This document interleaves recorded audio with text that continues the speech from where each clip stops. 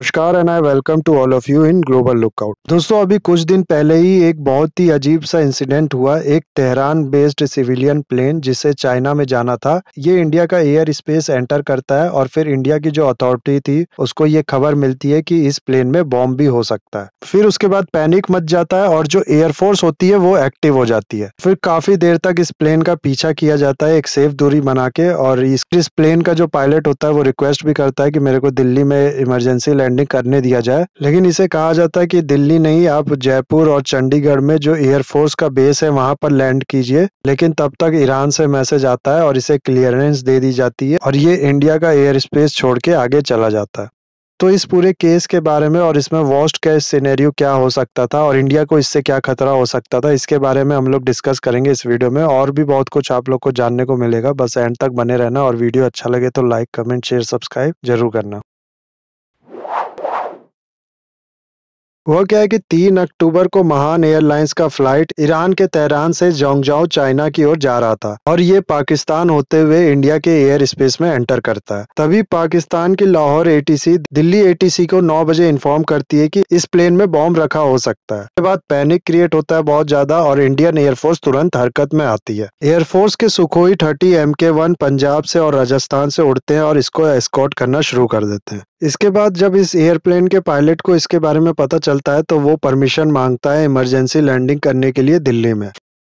Flight radar 24 एक platform है जिससे हम लोग जो फ्लाइट्स होती हैं उनकी ट्रैकिंग कर सकते हैं। उसका जो डाटा है वो शो करता है कि दिल्ली जयपुर एयर स्पेस के पास इस फ्लाइट ने अपना एल्टीट्यूड भी कम करना शुरू कर दिया था, यानी थोड़ा नीचे आने लगी थी और फिर सर्कल में गोल गोल घूमने लगी थी। ऐसा पायलट तब करते हैं जब उनको इमरजेंसी लैंडिंग कराना हो, ताकि जो फ्यूल है वो बर्न हो जाए और वेट कम हो जाए फ्लाइट का।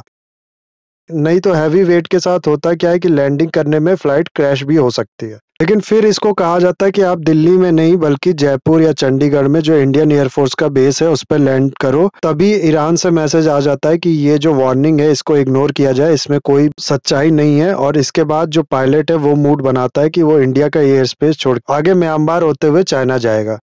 कुछ जो अथॉरिटीज हैं उनका कहना है ऐसा केवल पैनिक क्रिएट करने के लिए दिया गया था और जो माइंड है उसको डिस्टर्ब करने के लिए दिया गया था। ये जो बम वाली कहानी थी ऐसा कुछ भी नहीं था रियलिटी में। इंडिया को यहाँ ये डर था कि ऐसा ना हो ये पूरी प्लानिंग से किया जा रहा हो और बीच में ही बम गिरा दिया जाए इंडिया में और ये जाके गिरे किसी ऐसे सिविलियन एरिया में जहाँ पर जो तादाद है सिविलियंस की वो बहुत ज्यादा हो और इसके फटने के बाद फिर काफी ज्यादा मात्रा में लोग मारे जाएं।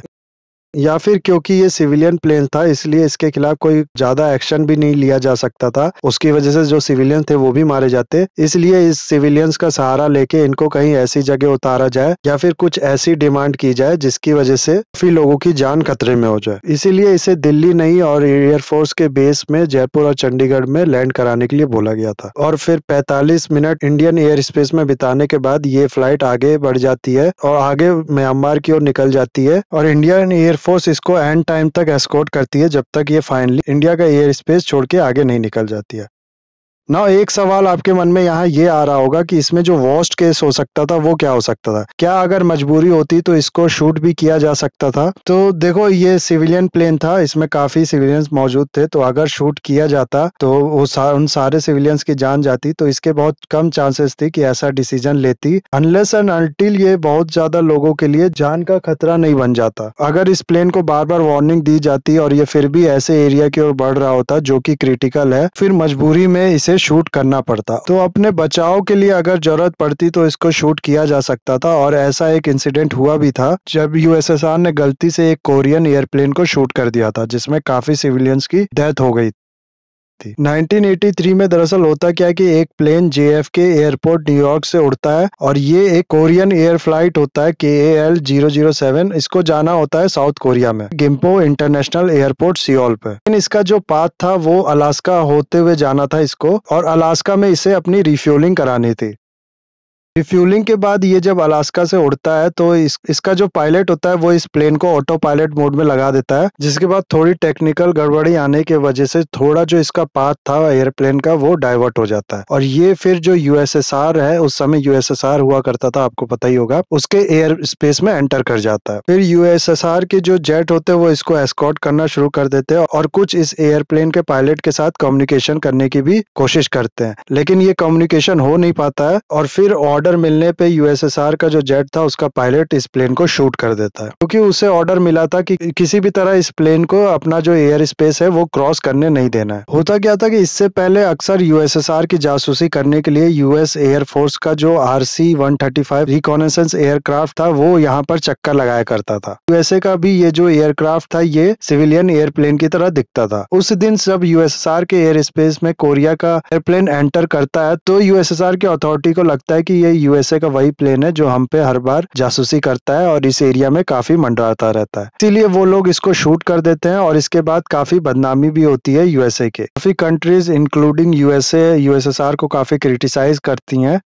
लेकिन इसके बाद जो यूएसए होता है वो इस इंसिडेंट को बहुत इनसेंसिटिव तरीके से यूज करने लगता है यूएसएसआर को बदनाम करने के लिए, और उस पे भी इल्जाम लगते हैं कि उसने सिर्फ अपने फायदे के लिए इस पूरे इंसिडेंट को बहुत ज्यादा इनसेंसिटिव बना दिया। इस समय जो यूएसए के प्रेसिडेंट थे उनका नाम था रोनाल्ड रेगन, उनने इस इंसिडेंट को जीनोसाइड कह दिया था और ये भी कह दिया था कि ये इंसिडेंट शो करता है कि वर्ल्ड वर्सेस रशिया इस समय सिनेरियो बना हुआ है। 269 सिविलियंस की इसमें डेथ हो गई थी, जिनमें से एक यूएस के कांग्रेसमैन भी थे। इस समय तो काफी यूएसए ने हल्ला मचाया था, यूएसएसआर को काफी बदनाम किया था, लेकिन इसके ठीक 5 साल बाद ठीक ऐसा ही इंसिडेंट होता है यूएस की नेवी के थ्रू। ईरान से एक फ्लाइट जा रही होती है दुबई, जिसको यूएस की नेवी शूट डाउन कर देती है, उसमें 290 लोग मारे जाते हैं।